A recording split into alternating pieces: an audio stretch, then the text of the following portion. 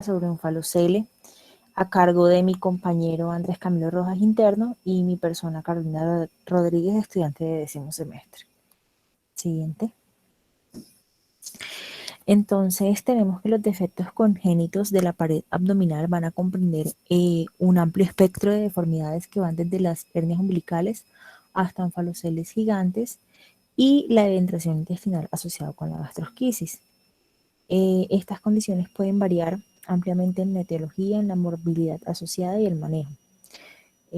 Como ya les dije, esta charla va a estar enfocada en un falocele, pero antes de empezar queremos hacer una diferenciación con el defecto eh, más conocido, que es la gastrosquisis, que se diferencia del onfalocele porque esta no va a afectar al ombligo, se presenta de forma lateral de predominio derecho, que también se puede presentar en la parte izquierda, no posee ningún saco o cubierta, por lo que el intestino y otros órganos que pueden estar afectados van a estar expuestos al líquido amniótico de forma prenatal y posterior al nacimiento a la exposición de aire. Siguiente.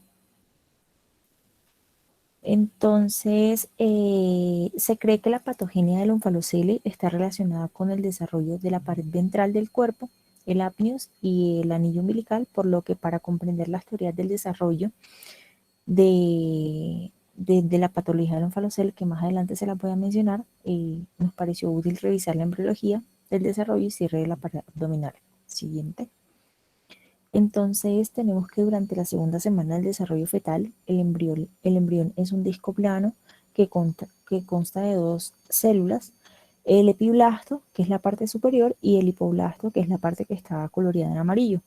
Durante la tercera semana de gestación, el embrión sufre el proceso de gastrulación, en donde el ectodermo, el mesodermo y el endodermo se desarrollan a partir del epiblasto.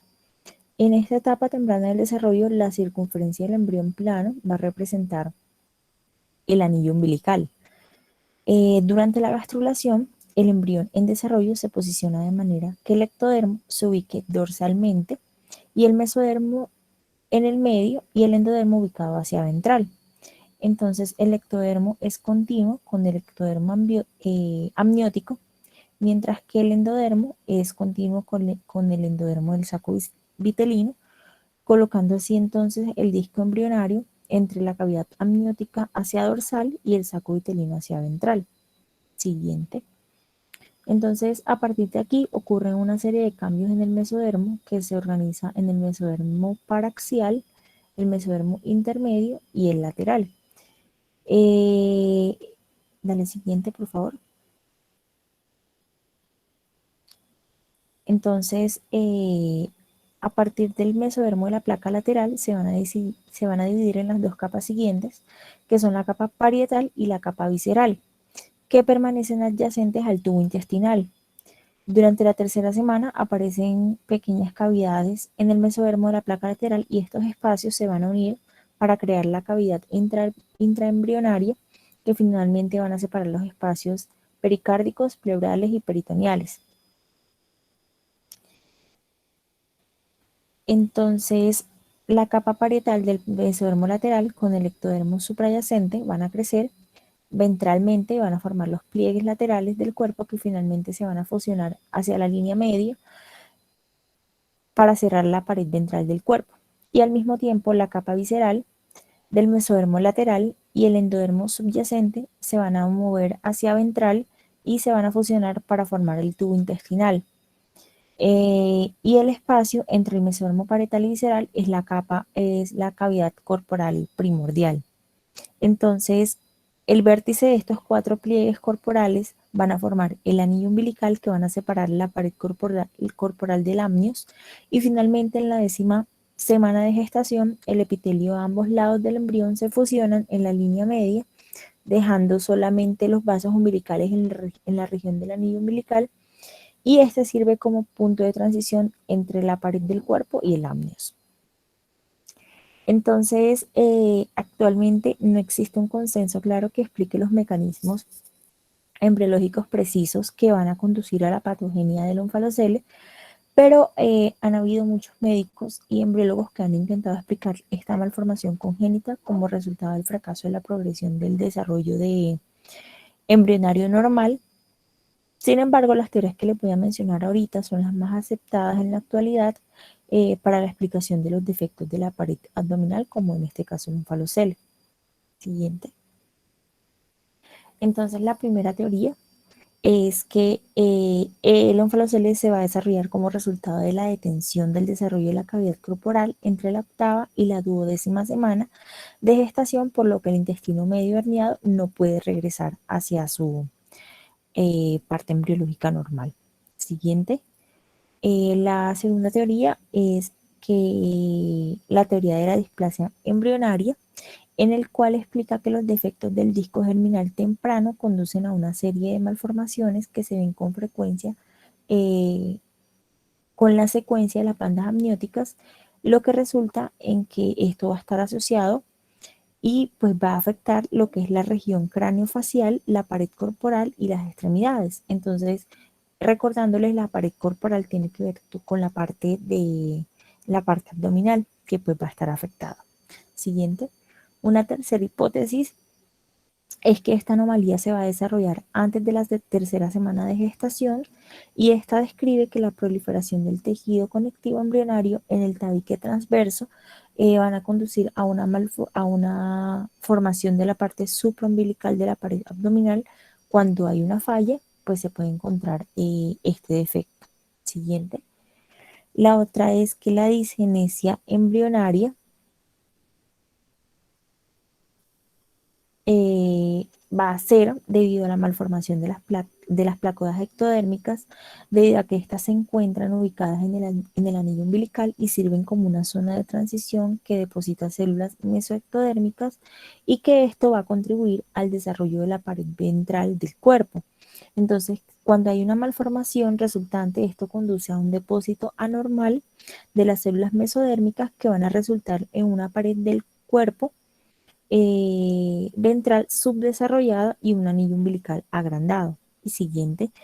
Y pues por último, y no menos importante, también se describe la teoría de la señalización célula-célula defectuosa en el punto crítico de transición entre el amnios y la pared ventral del cuerpo, o entre las paredes laterales y ventrales del cuerpo en el anillo umbilical, que conduce a un desarrollo del onfalocele. Siguiente.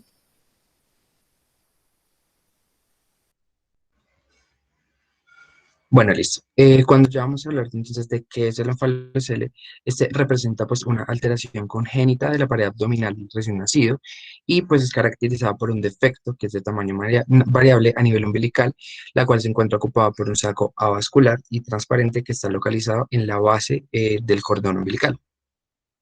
Las paredes del saco contienen tres membranas, que son el peritoneo, que está ubicado en la superficie interna, el amnios, que es en la superficie externa, y una delgada capa de gelatina de Wharton, que está en medio. Una diferencia importante es que los onfaloceles tienden a ser más grandes que la gastrosquisis e involucran una herniación del intestino, el hígado, el estómago, el vaso y otras vísceras en el cordón umbilical, las cuales se pueden observar pues, a través de la membrana, como podemos ver en la imagen. En cuanto a la clasificación del onfalocele, este se puede dar por el tamaño y se puede dividir en tres importantes, que está la hernia del cordón, el defecto menor y el defecto gigante. La definición del onfalocele gigante típico se define como un defecto que es mayor a 5 centímetros y, pues como les había mencionado, puede contener múltiples órganos abdominales. La presencia del hígado dentro de este defecto ya es clasificado como un defecto onfalocele gigante, y pues también puede ser conocido como el hepatoonfalocele. El defecto menor está caracterizado por solo tener presencia de ácidos intestinales y, pues, al contrario de la hernia del cordón, que no tiene, pues, vísceras abdominales. Listo. En cuanto a epidemiología, el onfalocele se dice que se produce más o menos de 1 a 2,5 en 5.000 nacidos vivos. Los hombres y las mujeres se ven igualmente afectados. Sin embargo, pues hay algunos pocos estudios que han descrito y mencionan que es más frecuente en hombres que en mujeres. La mayoría de los casos de lenfalocele pues son esporádicos, sin embargo se han descrito casos familiares que son infrecuentes. Del 50 al 70% tienen malformaciones asociadas, el 30% tienen anomalías cromosómicas relacionadas, que pues más adelante les voy a explicar más. La mortalidad perinatal es de aproximadamente 52,7% y de estos la supervivencia es mayor al 90%. Adicionalmente, también se ve pues, más frecuente en mujeres de raza negra que en raza blanca. Bueno, y a diferencia del onfalocele, la gastrosquisis tiene mayor incidencia. Se encuentra que, pues descrita en la literatura, es de 2 a 4,9 de cada 10.000 nacidos vivos. Se encuentra que la predilección por género, pues aquí se ve más marcada en el género masculino. Hay una incidencia alta en raza blanca, ya sea hispana o no hispanas.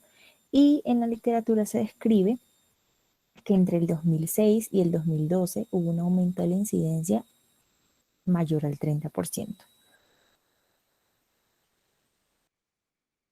Bueno, algunos factores de riesgo se han descrito en la literatura. Dentro de estos están los factores maternos, que ocurre con mayor frecuencia cuando la madre tiene más de 40 años. La obesidad materna también ha demostrado ser un factor importante y más cuando el índice de masa corporal es mayor a 30. Las patologías de base como las diabetes también nos conduce a una macrosomía fetal que también aumenta el riesgo de presentar esta anormalidad. Y como ya había mencionado, es más frecuente en madres de raza negra y también en embarazos que son de gestaciones múltiples. También hay estudios que demuestran que puede ser causado por infecciones maternas. Dentro de esta, la que está más descrita es la infección por Clamidia trachomatis. En cuanto a factores exógenos, también se ha encontrado una relación con la exposición de agentes teratógenos y fármacos como más frecuentes los recaptadores de serotonina. Dentro de estos está el citalopram, el escitalopram, la fluoxetina y la sertralina, que pues se ve más afectado cuando son usados dentro de las primeras semanas de gestación. Así también se ha demostrado una relación con el tabaco, que pues parece ser el único que aumenta la frecuencia de estas patologías. En cuanto a factores genéticos, podemos decir que la gastrosquisis y el onfalocele no son una enfermedad genética. Sin embargo, hay ciertos casos que se han reportado en donde se encuentran factores genéticos en parientes lejanos. Además de esto, se puede ver asociado con diferentes anomalías. Dentro de estas están cardiopatías, trisomías, la extrofia cloacal y vesical, el ano imperforado, anomalías espinales, y pues a diferencia de el onfalocele, la gastrosquisis se ha visto menos asociada con anomalías genéticas. En cambio, cuando hablamos del onfalocele, podemos ver que el 30% de los niños presentan anormalidades cromosómicas. Las más frecuentes son la trisomía 13, 18 y 21. Existen anomalías cardíacas, anorrectales, intestinales, malformaciones del tubo neural y en las extremidades. Dentro de esto se puede decir que aproximadamente el 31% de los pacientes son prematuros y 19% son pequeños para la edad gestacional. Por esto se ha descrito pues, que es mayor, es más frecuente en madres mayores a 40 años, donde se observa también un aumento importante de las alteraciones cromosómicas. Además de esto, esta patología se ha visto relacionada con diferentes síndromes, como son el síndrome de Beckwith-Wiedemann, que está relacionada con macroglosia, gigantismo e hipoglucemia. También podemos identificar la pentalogía de Cantrell, que es cuando se encuentran diferentes defectos. Dentro de eso está presente el onfalocele. También se pueden ver defectos externales, defectos diafragmáticos, defectos pericárdicos y también defectos cardíacos. Y también está el complejo OACE, que describe pues, la presencia del onfalocele con extrofia de vejiga, el ano incorporado y defectos espinales. Bueno, en cuanto al manejo prenatal, se debe hacer primeramente un asesoramiento prenatal multidisciplinario.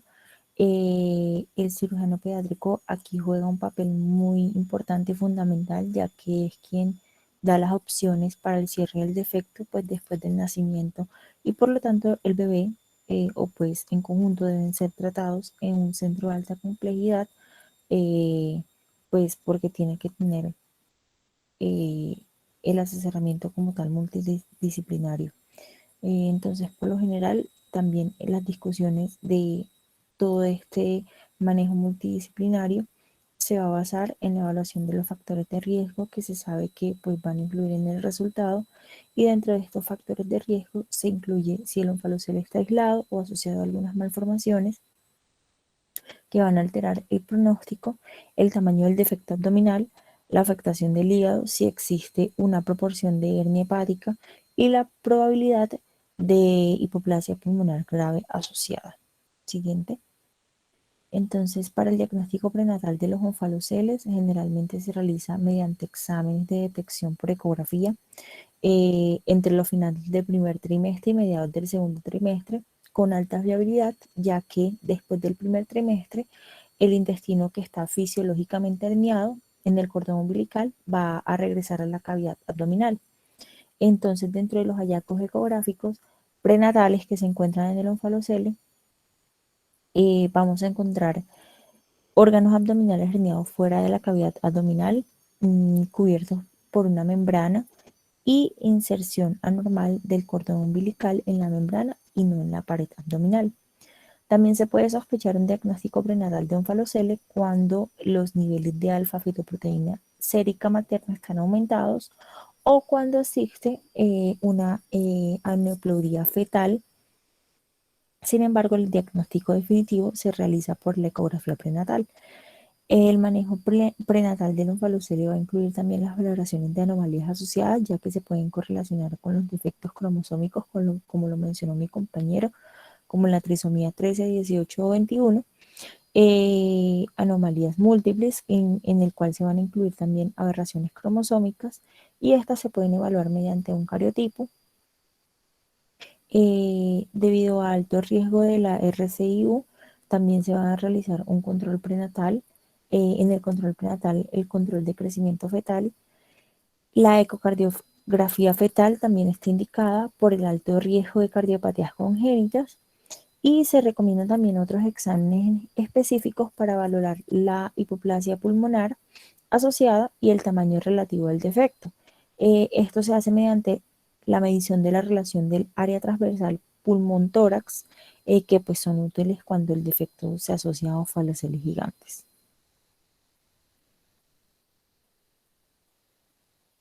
Y posteriormente también recomiendan realizar una resonancia magnética 3 semanas antes del parto, pues como para estar listos. Y importante definir la vía del parto. Entonces, la vía de atención del parto depende del tamaño de la lesión. Se dice que cuando el defecto es menor a 2 centímetros es posible realizar el parto natural. Entre 2 y 5 centímetros puede ser factible tanto un parto natural o como por cesárea. Y ya mayor de 5 centímetros, pues la vía indicada de parto es cesárea, ya que pueden ocurrir lesiones en demás órganos. Dentro de estos, el más importante está el hígado, que puede prostruir por el defecto. Bueno, en cuanto al tratamiento, después del parto, la valoración inicial y pues la reanimación de un bebé con onfalocele siguen el mismo orden que pues para cualquier recién nacido. Durante la reanimación inicial, pues debe manipularse cuidadosamente el saco para que la membrana pues no se desgarre, y después de la reanimación inicial, el onfalocele debe ser inspeccionado para confirmar que este esté intacto, y posteriormente se cubre con un apósito no adherente para proteger el saco.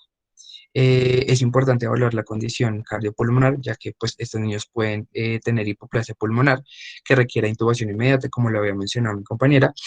Además de esto, pues búsquedas de otras anormalidades ya mencionadas.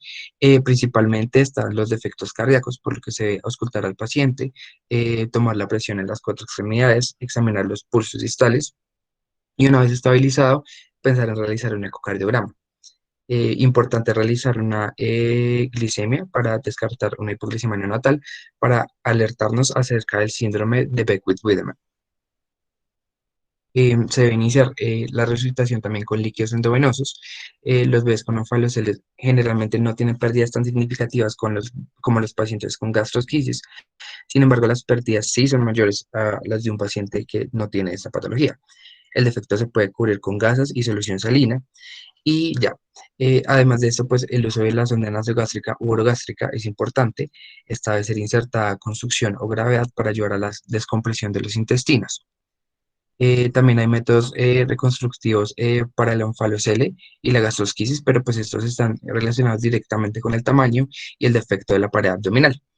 Pues dentro de estos, el tratamiento está el cierre primario, el pain and weight, el manejo con el silo y por último el manejo del onfalocele roto, que ya se los vamos a mencionar individualmente adelante. Entonces, bueno, en cuanto al manejo quirúrgico, consiste pues en cerrar la pared abdominal sin aumentar considerablemente la presión intraabdominal o la tensión de la pared, por lo que es importante mantener la presión, según la literatura, 20 a 20 milímetros de mercurio para disminuir el síndrome compartimental abdominal, que pues básicamente esta es la disminución de la precarga, así como la disminución de la presión esplácnica, que nos puede llevar a la exacerbación de la enfermedad pulmonar y más adelante nos puede también ocasionar una enterocolitis necrotizante, que pues nos conduce a una pérdida del intestino delgado y esto pues nos afectará el progreso del recién nacido. Los onfaloceles pequeños pueden cerrarse en los primeros días de vida y estos se benefician de la suspensión del defecto, como pueden ver en la imagen, por encima del abdomen, más o menos durante 24 a 48 horas, esto para permitir que la gravedad ayude a reducir el contenido del onfalocele hacia el abdomen. Sin embargo, durante esto es importante monitorizar la fisiología pues, del paciente mientras el contenido vuelve y regresa a la cantidad abdominal. Posteriormente, pues estos defectos se pueden cerrar con un mínimo debilitamiento de los tejidos blandos circundantes y se realiza el cierre primario pues, de la pared abdominal. Y esto se efectúa en dos planos, que son el músculo aponeurótico y el cutáneo. Posteriormente se realiza la remodelación del ombligo y ya esto sería pues el fin del cierre primario. Bueno, por lo general, digamos que los onfaloceles gigantes no pueden cerrarse, pues por un cierre primario, debido pues al tamaño del defecto y a las consecuencias fisiológicas que nos puede llevar el devolver todo este contenido otra vez al abdomen, pues debido a que también hay una disminución del dominio abdominal y esto pues nos puede llevar, como ya les había mencionado, a una exacerbación de la enfermedad pulmonar. Entonces, ese método que se llama el pain and weight consiste en aplicar un agente esclerosante. Se usaba generalmente el mercurio cromo o el nitrato de plata sobre el saco del onfalocele hasta que se produzca una epitelización completa y esto con el fin de retrasar el tratamiento quirúrgico definitivo hasta que pues, se haya estabilizado cualquier problema de insuficiencia pulmonar. Últimamente se ha usado la sulfadiazina de plata, que ha surgido como una excelente alternativa con menos toxicidad potencial. Entonces, bueno, este proceso se realiza pues mediante se aplica pues la sulfadiazina de plata sobre el defecto y posteriormente se cubre con apósitos. Esto se realiza aproximadamente 2 veces al día. Este proceso puede durar tanto semanas o como meses y posteriormente se puede combinar con vendajes compresivos para reducir lentamente el contenido de vuelta al abdomen. Esto con el fin de crear una hernia ventral, que podemos ver acá, que se puede pues ya ser tratada en un futuro cuando el paciente ya tenga mayor de edad. Dentro de estas, las complicaciones que pueden existir son el retorcimiento de las venas hepáticas, que nos pueden llevar a una acidosis metabólica o pues también la ruptura del saco. Ya, como les había mencionado, cuando se crea la hernia ventral, se puede considerar reparar este defecto más adelante cuando el paciente está en etapa escolar y se han descrito terapias con la toxina botulínica. ¿Qué hace esto? Esto relaja los músculos de la pared abdominal para aumentar el dominio abdominal y sea más fácil de devolver todo el contenido, pues para reparar el defecto. Posteriormente está la técnica del silo, que se divide en tres fases. La primera es la fase del silo, que es la reducción del contenido abdominal. La segunda consiste en la inversión de los amnios.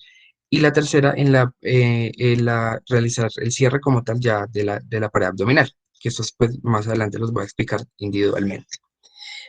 Para, digamos, esta técnica, ya que es importante pues, estar presente en la sala de partos para realizar el manejo inicial que ya les había comentado. Además de eso, realizar una preparación del saco y drenar el líquido para facilitar la reducción del contenido abdominal.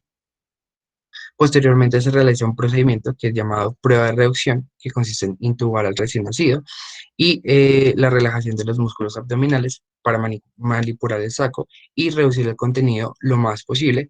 Esto pues manteniendo la presión intraabdominal que no supere los 20 milímetros de mercurio con el fin de establecer el nivel de reductibilidad del defecto y pues para saber si es posible un cierre primario.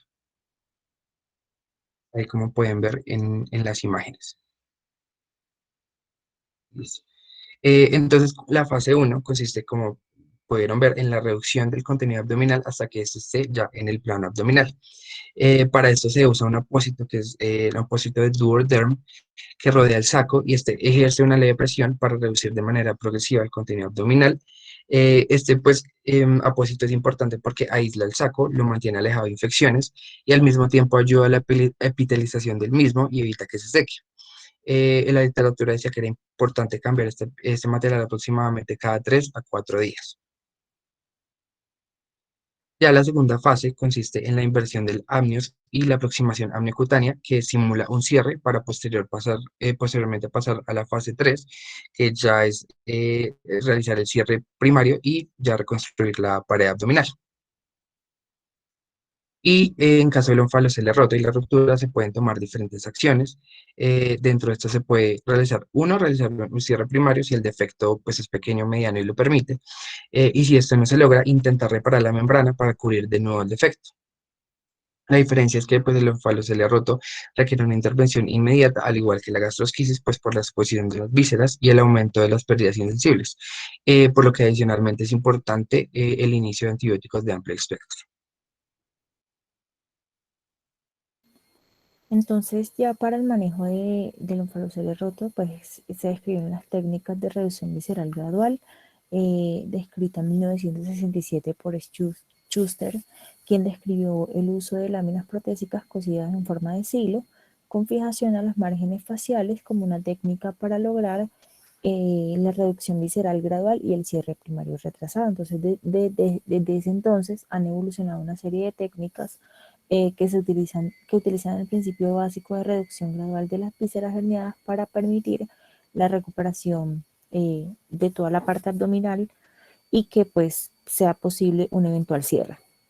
Independiente de la técnica o no, se puede anticipar que si se intenta la reducción gradual visceral del hígado, el bebé pues va a necesitar del soporte ventilatorio mecánico, de la sedación adecuada con o sin parálisis neuromuscular, la inserción de un catéter periférico para la nutrición parenteral hasta que la alimentación enteral esté completamente establecida.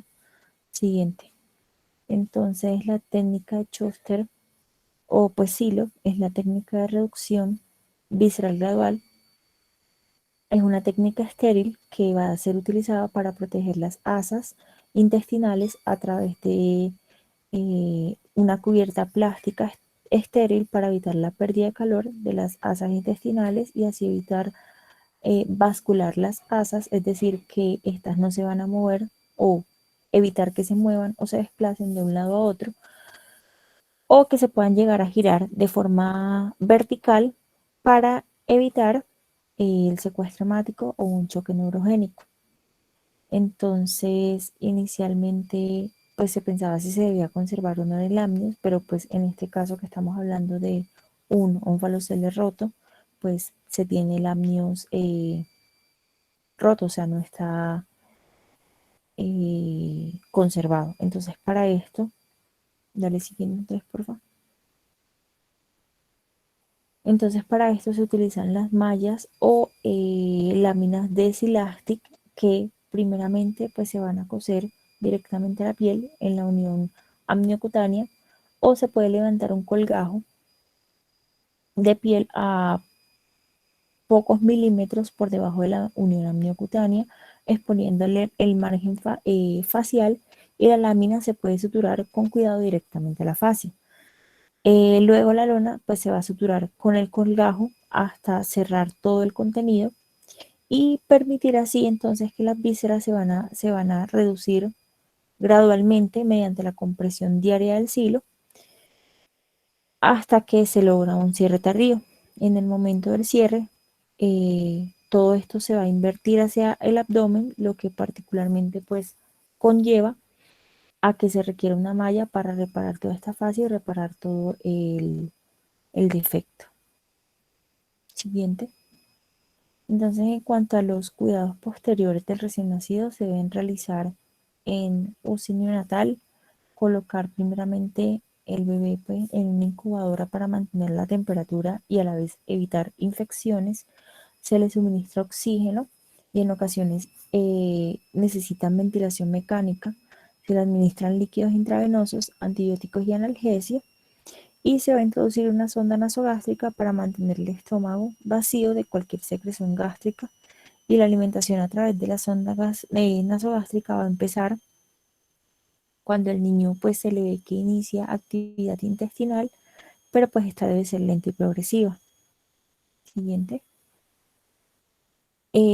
Los pacientes con onfalocele de forma posquirúrgica van a presentar un periodo de hilio adinámico debido a las características de la malformación por la manipulación, y pues también se asocia a los fármacos posoperatorios. Pero esto puede variar también entre una o varias semanas durante las cuales el recién nacido va a recibir apoyo de nutrición parenteral, pues administrada por la vía central. La administración enteral debe iniciarse lo más pronto posible para mejorar la peristalsis, evitar la atrofia de las vellosidades y reducir la éstasis intestinal, el sobrecrecimiento y la translocación bacteriana. Además de, pues hay que mencionar que la duración de la estancia hospitalaria va a ser prolongada, puede demorar hasta un mes incluso, y algunos autores sugieren la administración de antibióticos orales a dosis bajas una semana al mes, e incluso hay otros que mencionados en diferentes protocolos en el cual recomiendan el antibiótico profiláctico para pues evitar infecciones intestinales hasta el año de vida. Siguiente. Y finalmente, el pronóstico de estos niños en cuanto al principal determinante pues, del pronóstico es la asociación con las anomalías estructurales o cromosómicas que pueden ocurrir hasta en un 80% de los bebés afectados. Se van a observar anomalías cardíacas importantes aproximadamente en un tercio de estos pacientes con onfaloceles. Las tasas de supervivencia van a oscilar entre un 70 a un 95%, y la mayor parte de la mortalidad no se debe tanto a los onfaloceles sino a las anomalías asociadas. Además que también pues, se han encontrado varios problemas médicos a largo plazo en los pacientes con onfaloceles, debido a que se van a incluir enfermedades como enfermedad por reflujo gastroesofágico, insuficiencia pulmonar, asma y dificultades para alimentarse. Y los pacientes con onfaloceles gigantes tienen una mayor morbimortalidad debido a la desproporción que presentan visceroabdominal, y esto va a conducir a una ventilación mecánica prolongada y a una estancia hospitalaria prolongada. Siguiente, muchas gracias.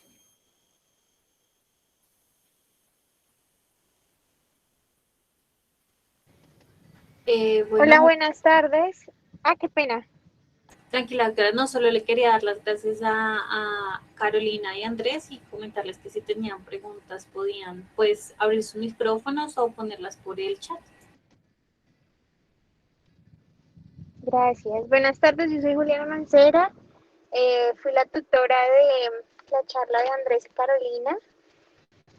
Les quería felicitar, hicieron una excelente revisión. Creo que quedó muy completa, muy detallada, muy clara sobre esta patología y el abordaje diagnóstico y terapéutico que puede tener. No sé si alguien tiene alguna pregunta.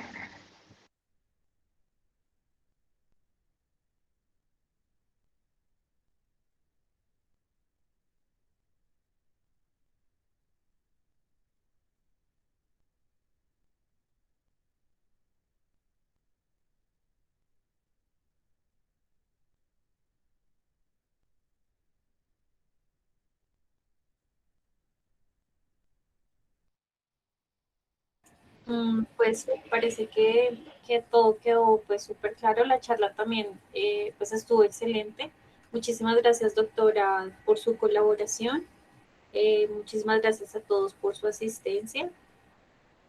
Eh, no sé, alguna otra, ¿alguien quiere agregar algo más? No, pues yo sí quería pues, decirle a la doctora Juliana que gracias pues por ser nuestra doctora, por ser nuestra guía y ayudarnos pues con la presentación y demás. Y pues nada, agradecer a todos los que entraron en la charla Y pues nada, si tienen alguna pregunta, pues después, cualquier cosa, pues estamos pendientes ambos.